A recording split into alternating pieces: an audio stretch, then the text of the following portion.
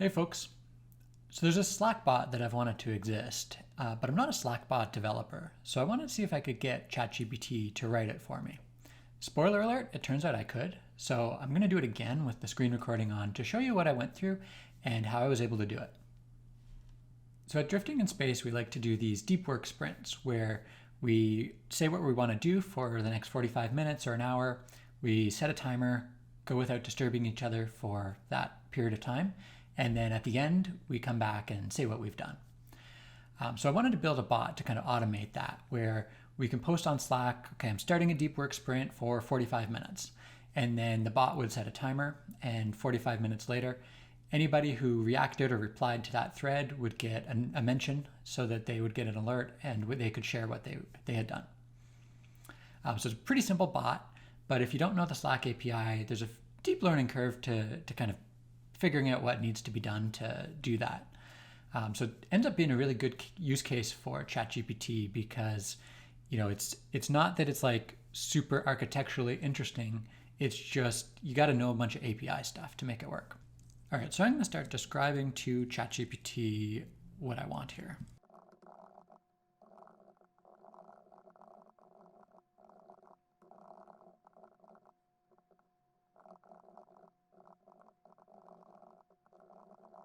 Okay, so I've got a starting point prompt here.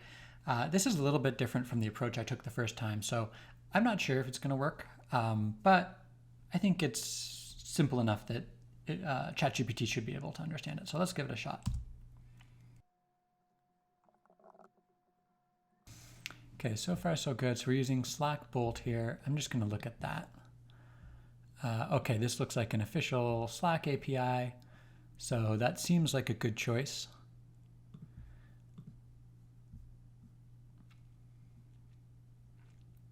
We've got a command here. We're parsing the integer, setting a timer. Looks like it's calculating end time. Set the timer, scheduling a message. All right, that looks good to me. I'm gonna make one change here. I think this is something I learned the hard way last night. So by default, the way a Slack bot works is that Slack servers go talk to your servers and every time there's a message. So they send the command, they open a HTTP connection. That's what makes sense at scale for Slack. But for a simple bot like this, it ends up being a pain to set up because we need to kind of allow that external traffic into the machine I'm working with. Slack provides another way to do this through WebSockets. Where instead the bot that I'm running will make an outgoing WebSocket connection to Slack and say, send me messages over this WebSocket connection. So I'm going to see if ChatGPT can modify this code to use that approach. We're not using Slack Bolt anymore.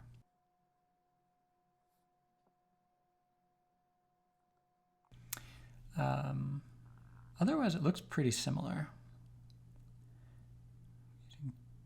Time.sleep. I like that we're using time.sleep now instead of schedule message because I think down the road, some of the functionality I'd like to add, that's going to come in handy for because we might not know right away what the message will say. So I like that. I'm just going to ask why it doesn't use Slack Bolt for this. Okay, so it says it's lightweight. I think that sounds reasonable to me. Less overhead. Okay, I'll buy it.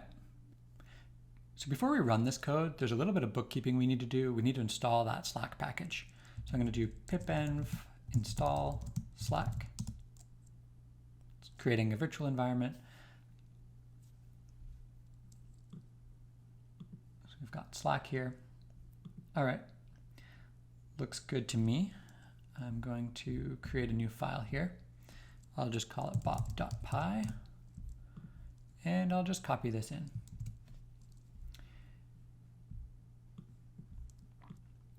All right, so to get this token, I'm gonna go over and create an app.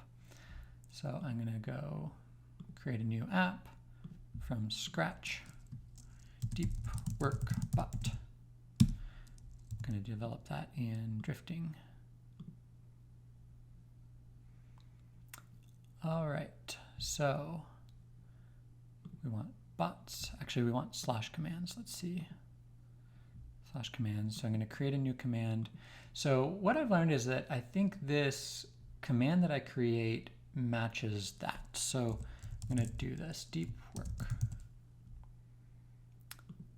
I think I can leave that blank because we're not actually requesting anything. All right, let's try that. Doesn't like that. Okay, so I figured it out. There's a special permission that we need to give the app to be able to connect over WebSockets. We have to generate one of these app tokens. So I'm going to go down here, and I think it's called connect. Well, first we need a name for it. I'll just call it my token. Then we need connections right. Okay, so this is route your app's interactions and event payloads over WebSockets.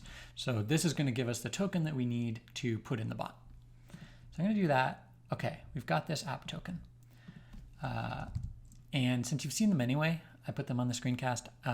Rather than edit this out and try to make sure I redact everything, I'm just going to delete the tokens at the end when I post the video. So don't worry about trying to hack me. So I'm going to create this app token here. And we also get a bot token. So that's going to be useful. That one's under OAuth and permissions.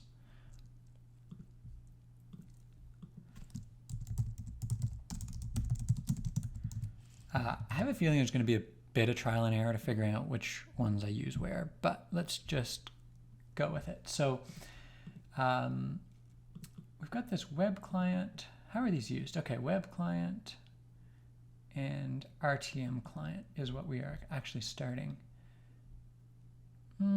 This seems off to me because we're not actually doing anything with the RTM client. Oh, I see. Slack.rtmclient.run on. So interesting. All right, we'll try it out. Now, I think we're going to need the app token, but let's just pass the bot token. This is a little bit trial and error because, as I said, I'm not a Slack developer. So I think I need to activate this. So I need to do pipenv shell. Now we've got this pipenv version of Python. So I'm just going to try python bot.py and see what happens.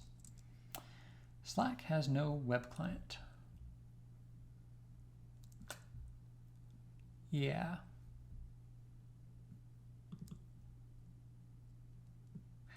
Let's see if it has RTM client. Has no RTM client either. Let's just Google that.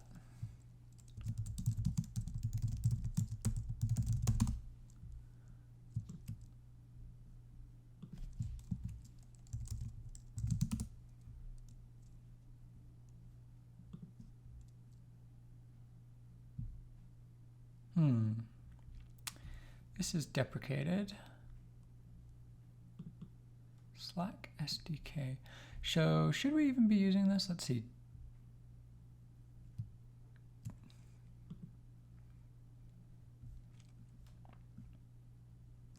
This is more reading than I intended to do. So I'm just going to go back. I'm going to ask ChatGPT to give me the Slack Bolt version of this.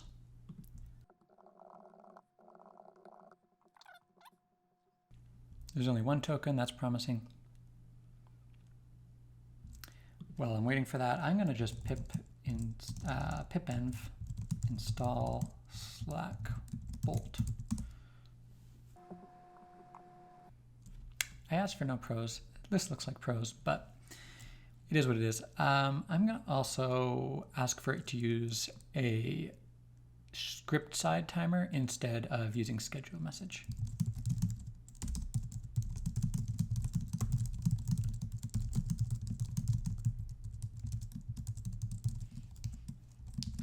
Just to be super clear.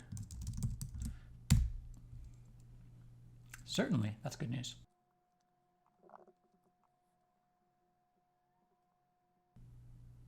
Okay, I think this looks good.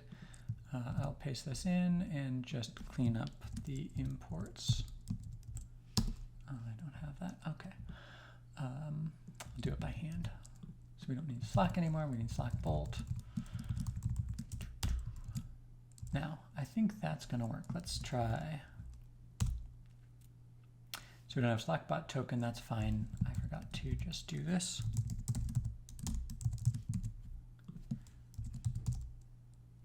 Bolt app is running. That is good news. So I've got this Slack channel. Let me see if I can send a message to the deep work command. So it looks like it's not recognized yet. And if you remember earlier, we kind of got blocked in creating that command over here. So when I go to add a slash command, I can create a new command. I get this request URL. But I did find socket mode over here. I think this is another thing we have to do before using the WebSocket mode. This is receive app payloads via WebSocket instead of request URLs. So my hope is that if I do that, maybe the slash commands will become, yes, it is now. I don't have to add an endpoint. So here we go. So if I do deep work, I need a description, so start a deep work sprint. Now, okay. It says success. We've got this command here. Over on the bot side, let's see if it works. Let's try refreshing in case it needs to reload something. Okay, so here we go. So it is here. So I'll say deep work 3. And we get error dispatched or dispatch failed. Over here, this looks like it's running. So, and we don't see any errors over here. Dispatch failed. I just noticed that Slack Bolt has still given us a regular server. It's trying to serve on port 3000. It is not actually connecting by WebSocket.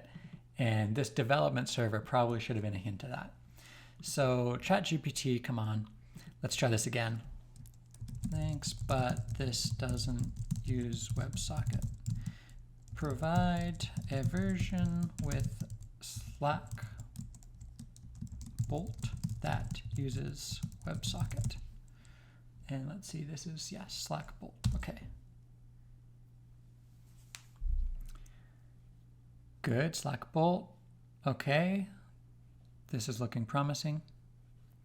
Okay, good. So now we have, notice we're using Slackbot token and Slack app token. So this is getting closer to what I remember it doing last night when it actually worked.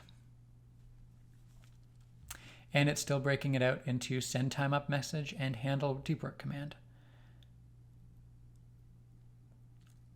I don't know about this time sleep. Okay, it's just an infinite loop. I'll take it. So I'll just replace all this, and this will just be bot token.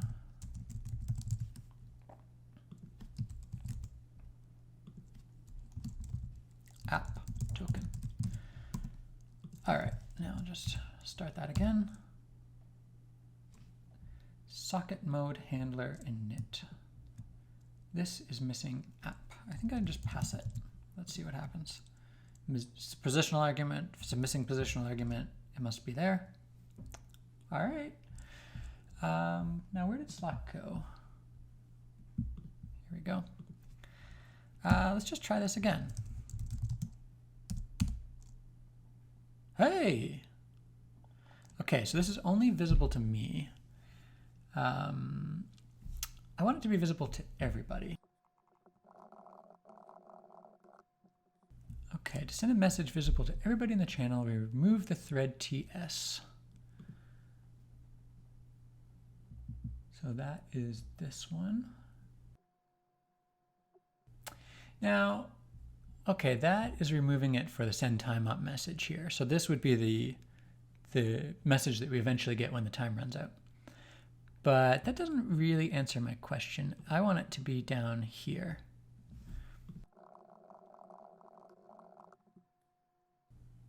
Okay. So you want this chat post message. It's interesting. It says you can use the respond message and then use chat post message. But in the code, it just uses post message. But that's actually what I wanted. So over here, I'm just going to replace this respond with that. Okay. Let's try this again. So I'm going to just delete this message. This is an old one. I'll do deep work 1. All right, so we get this big blob of text here, but we're missing a scope. We need chatbot write. So is that a app scope? Let's see. If I go to OAuth and permissions, let's see if I can add this chat write bot. Add an OAuth scope. Chat write. Well, that seems to be it. Let's try that. So I need to reinstall the app. There's going to be a bunch of this, by the way, that I don't know the commands. I don't know the OAuth scopes of Slack well enough, but that's kind of the point, right? I don't know any of this stuff. I'm just kind of bouncing off the walls and getting ChatGPT to help. Okay, so now I've got this not in channel. I think I can just invite deep work bot. Yeah. Okay. Now, deep work 4. Okay. Paul has set a timer. This looks like something that everybody can see, and it's set 4 minutes from now. So that looks good. What happens when it expires? The easiest way is just to set a timer for 0. Okay, so we get invalid thread TS. This is not a valid thread TS. This is coming from line 19. So up here where we're posting a message, we're passing thread TS. That's coming from this response.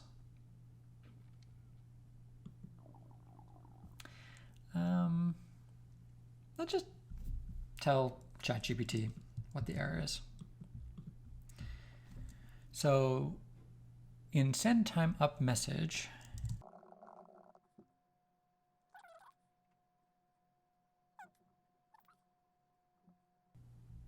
okay, so message TS here is just the, rather than replacing all this code because we've made some changes, I'm just going to kind of copy the changes that it's making. So it's not using thread TS anymore. It looks like it's passing message TS as the last parameter here.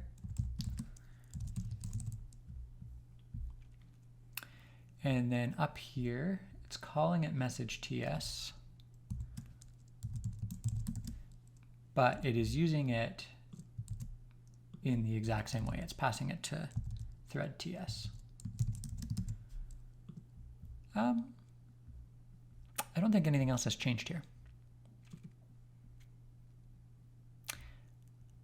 Oh, I see it. It is using respond here, but that's okay. We don't want that. The user will see the first message that's sent to the whole channel anyway. So I'll try this again. Where'd Slack go?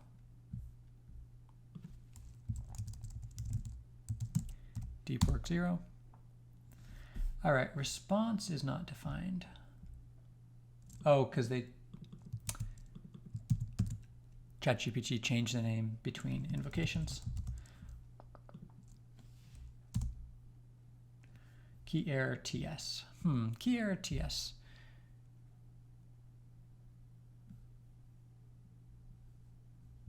Oh, I'm stupid. Okay, so this was being set. There's a change that I missed that ChatGPT made. This is my bad, not ChatGPT's. This is actually response. Again, I'm just doing this by kind of bouncing off the walls, so I will make mistakes here. So I'm going to run Python again. Let's see now. All right, so time's up. Okay, cool. So there's a couple other things I want to do here.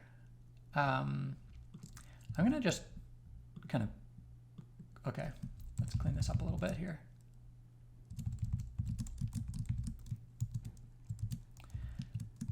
I'm just gonna copy this in and see if I can just feed it to ChatGPT. So here's the current program. I don't know how I do code in here. Does that work? I'll also just say I would. Okay, so what I want, so this is like, right now it's a one player deep work sprint, but the whole point of a deep work sprint is that it's everybody doing it at the same time. So I want it to be opt-in. So what I'm thinking is that the bot should respond with an emoji right away when it posts the message. That just makes it easy for everybody to just like click that emoji instead of having to go and like click the drop down to react and all that. So I want the bot to respond with an emoji. And then when everybody who wants to participate can click that emoji and they get mentioned as well at the end. So I want to get it to do that modification. Like the bot to respond with a, I don't know many emojis. I'm just going to say the thumbs up emoji.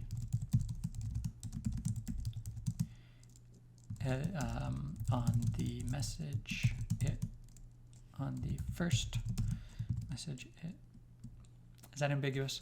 On the message, it sends the channel. I guess that works. I'm nervous. Okay, reactions add. Oh good, it's just giving us the handle deep work command.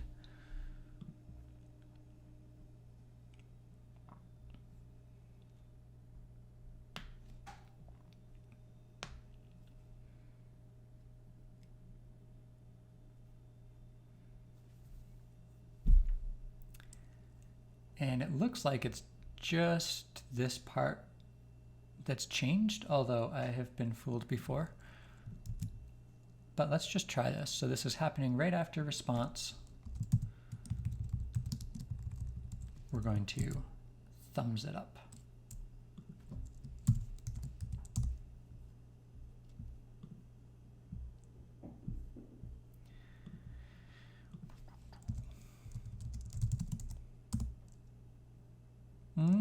Look, this is a big error. Oh, but it is just another OAuth thing. So I'm going to go back to OAuth and I'm going to add another scope. This one's called reactions write. I think we're going to need reactions read, just based on the thing I told you I want to do. So I'm going to add that now to save us some time. I have to add the app again. Okay, let's try it again. All right, so we see this guy. Thumbs up. Time's up. Okay. So next, we want to add a list of everybody who has thumbs up the emoji. So we want to be able to do that. I think that's going to be in send time up message. Okay, so I will just say, how should I phrase this? I want it to add to the mentions every user who has reacted, but not the bot. We'll see if I need to specify that. I would like you to modify send time up message to also mention every user who has reacted to the bot's original message.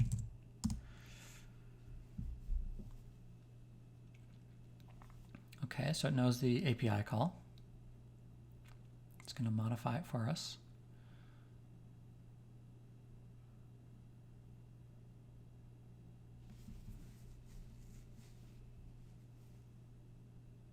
It's removing duplicates. All right.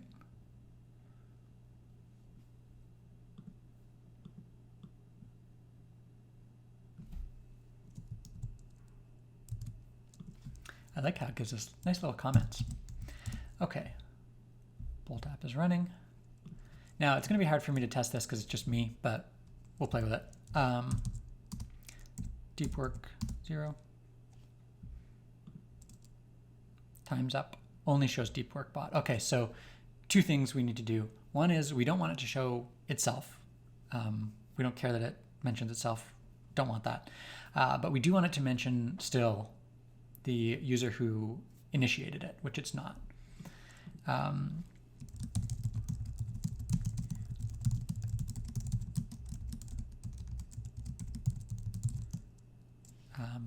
going to try some positive reinforcement. I don't know if the bot cares, but you know what? The idea of this thing is that it's predicting what a human would do given the text, and a human would respond to positive reinforcement, so why not?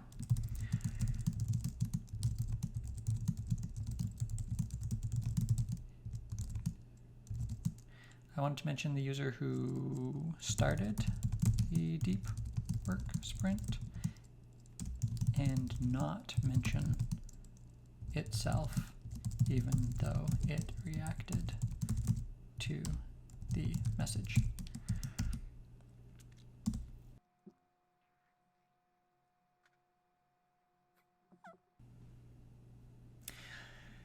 So there's kind of a subtle bug here, right? What if the user, this user ID, interacted with the post?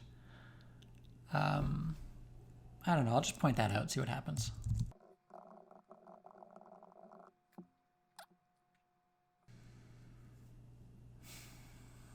I have a feeling this is going to be ugly.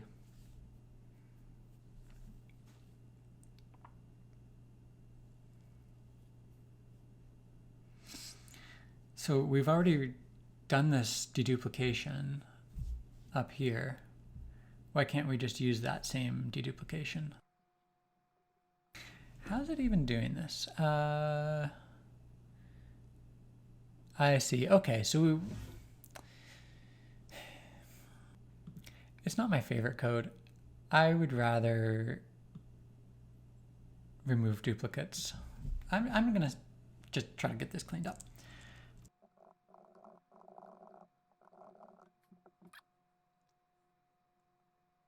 All right, that's a lot cleaner. Let's try it out. Look, it's even cleaner than this. Let's make sure it does everything. Okay, so it's grabbing the original message. Replies, okay. Grabbing reactions. Adding the original user. Turning that into a set. Or into a list, rather, because it's a set. Joining all of the users. It should really, it was doing this before. It should just comma separate these for cleaner. And then it's sending it. And icon emoji. I don't know what that does. Let's try it out.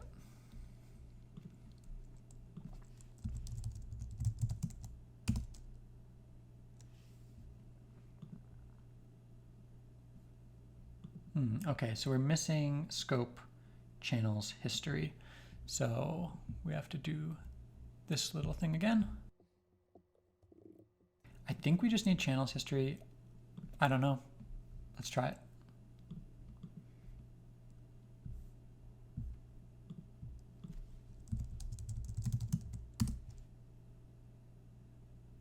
Okay, we get a reply. Deep work bot's still here. Okay. I think there was such a long back and forth that we forgot, or ChatGPT forgot, to remove that.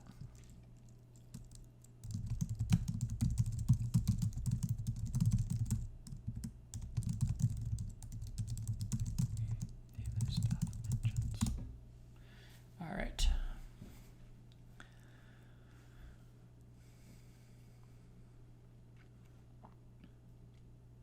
Okay, good. There we're discarding the bot user. Now, bot ID, where does bot ID come from? It thinks we know bot ID? I don't know bot ID.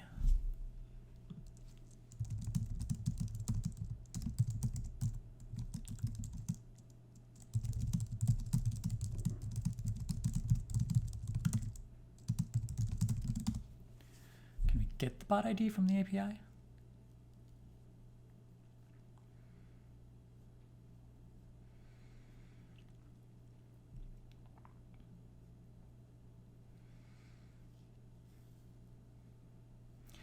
All right, so the things we wanted to do, we're getting the bot ID, removing the bot, I see that code.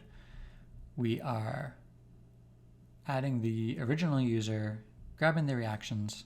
We've got the comma separated list, remember that. I think this looks good.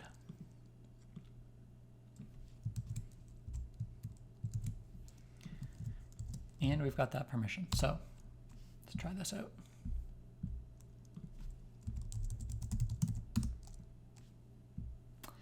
Command is not defined. Users.set. Command user ID. I think it's just confusing itself. This is just user ID.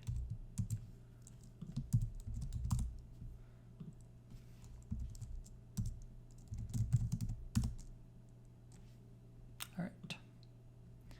Time's up. Okay. I see it's also mentioning me because of that, but I'll just delete that because I don't need to ask ChatGPT to do that. I don't know what this icon emoji means. I can probably just take it out, see what happens. Because I don't see a plus anywhere here.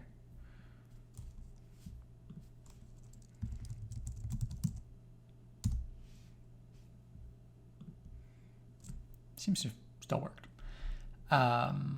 Okay, there's one more thing I want to do. I want it to also add any users who responded in the thread.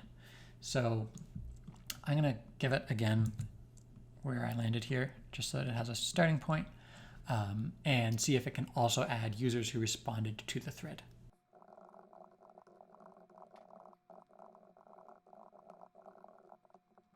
Here's the updated version. So let's just go line by line and see what it's changing as it goes. Conversation replies all looks the same, This is where it changes.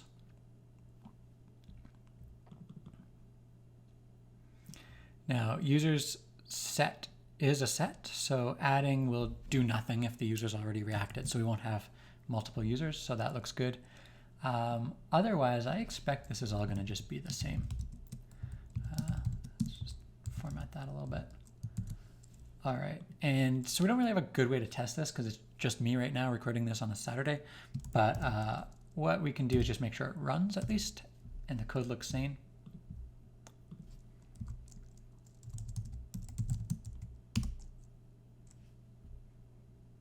Okay, so key error replies. Key error replies. Let's just ask.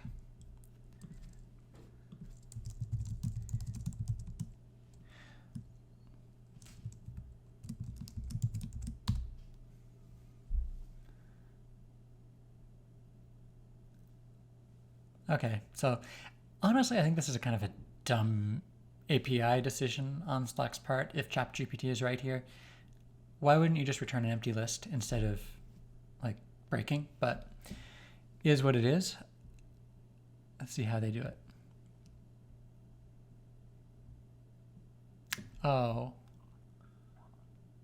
No, this is wrong. Because look, if you have reactions but not replies,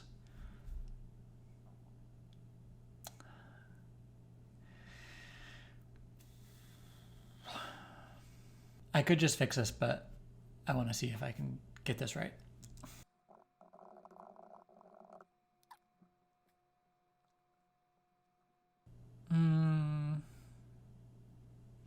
This is still wrong. We want both. This is like a bad coding interview.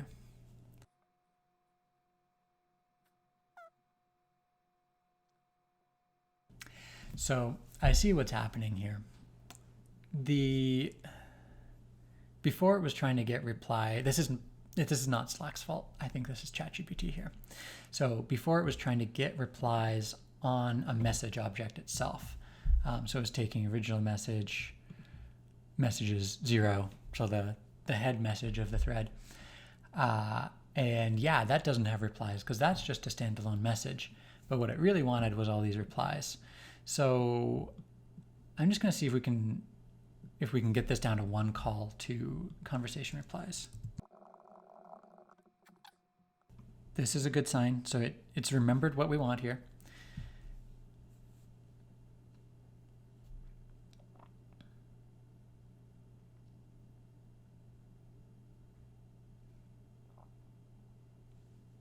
I think this is more defensive than it needs to be.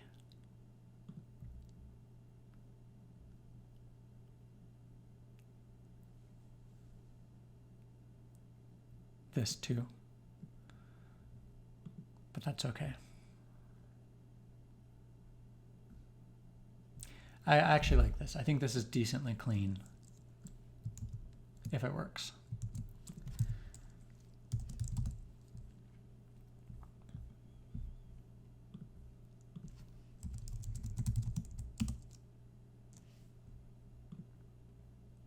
Okay, so it didn't break.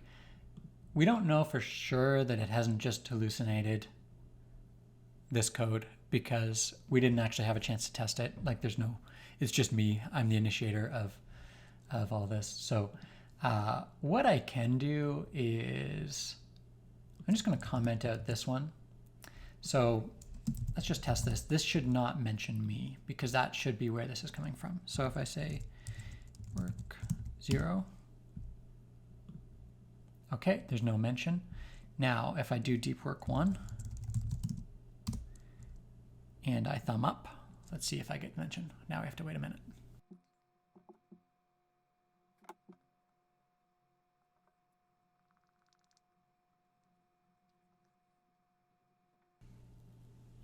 Here's our reply. I got fuzzy. Time's up. Okay, so before we didn't have this mention. Now we have this mention.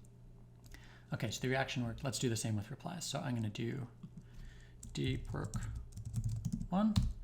And I'm not going to react, but I will say something.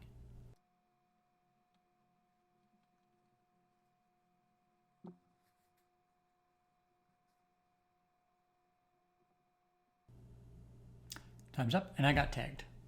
Looks good to me. So I can just remove that comment. And I still want to test this code. I'll try it out with my colleagues this week. But overall, we've got about, a few dozen lines of code.